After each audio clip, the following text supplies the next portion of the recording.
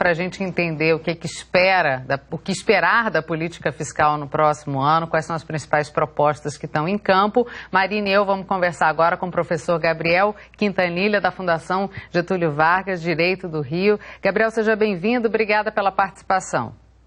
Muito bom dia, Cília, bom dia. Marina, é um prazer enorme estar aqui para conversar sobre esse assunto que é tão importante para os próximos anos na economia brasileira e no nosso desenvolvimento econômico. E aí a gente vê as falas do atual ministro da Economia falando sobre a tributação de lucros e dividendos. Isso, de fato, teria um impacto no mercado brasileiro, fosse com o governo que fosse? A tributação de lucros e dividendos, ela é uma pauta trazida pelo governo atual desde o início. O grande problema é que tributar dividendos é necessário, sim, porque no Brasil há uma injustiça fiscal quando o trabalhador acaba pagando indiretamente mais tributos do que o empresário, por exemplo, que tem a sua distribuição de lucros e dividendos isenta atualmente. O grande problema disso, Cecília, é que o governo ele só pensa em criar tributos.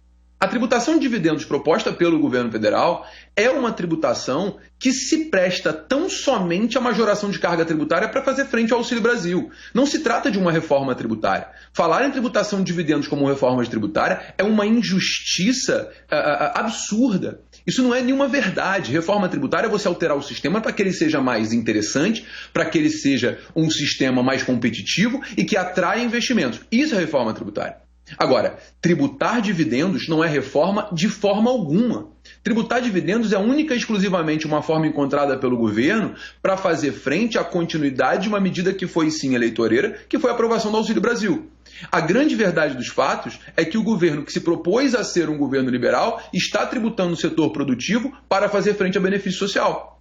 Então, a tributação de dividendos já foi uma tentativa do governo federal, com a apresentação do PL 2337, que foi travado no Senado. O senador Ângelo Coronel travou esse projeto de lei, que foi um projeto de lei que não houve discussão com especialistas, não houve discussão com a sociedade civil, não houve discussão com nenhum dos setores envolvidos e simplesmente foi jogado pelo governo federal. Foi aprovado na Câmara e parou no Senado. Assim como o governo federal, ele demonstra claramente que o seu objetivo não é fazer uma reforma ampla do sistema tributário.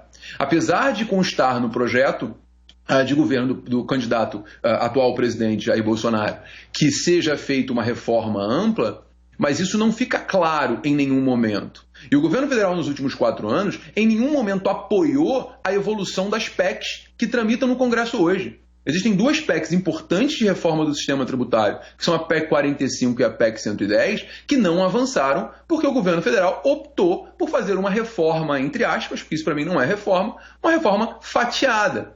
Primeiro, aumentando PIS e COFINS, com o PL 3887, que também não avançou, e depois tributando dividendos com o PL 2337, que também ficou parado, esse no Senado.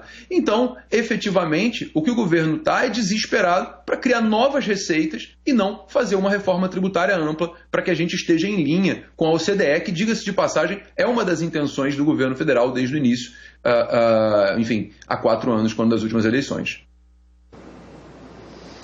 Oi, Gabriel, bom dia. A gente acompanhando a tramitação da reforma tributária lá no Congresso, ela está sempre guardada na gaveta, né? Porque tem ainda a briga de vaidades entre Câmara e Senado, qual proposta que é melhor, enfim, e um lobby também dos setores que se sentem prejudicados. Tem chance, independente de quem vencer a eleição, dessa reforma tributária ampla sair dessa vez?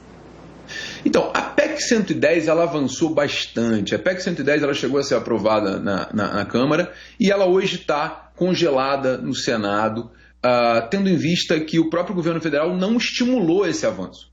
É importante que isso fique claro. O governo federal ele apostou todas as suas fichas numa reforma fatiada, primeiro com a alteração de PIS e COFINS e depois com a tributação de dividendos no PL 2337. Então, como o governo não trabalhou o avanço disso no Congresso, a reforma ficou praticamente esquecida. A PEC 45, essa praticamente não deve mais ser retomada, mas a PEC 110 está madura para votação e efetivamente já foi muito debatida.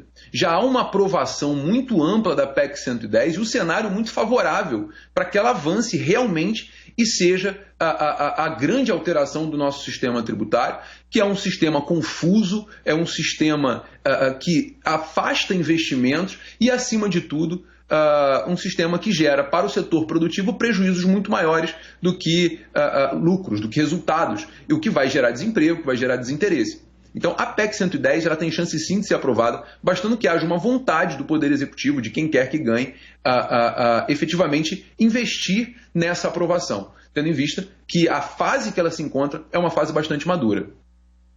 Professor Gabriel Quintanilha, em 9 dias a gente vai ver muito debate recomeçar aí, independentemente de quem seja eleito. Então a gente conta com você para conversar sobre esse assunto. Muito obrigada, viu? Eu que agradeço e estou às ordens.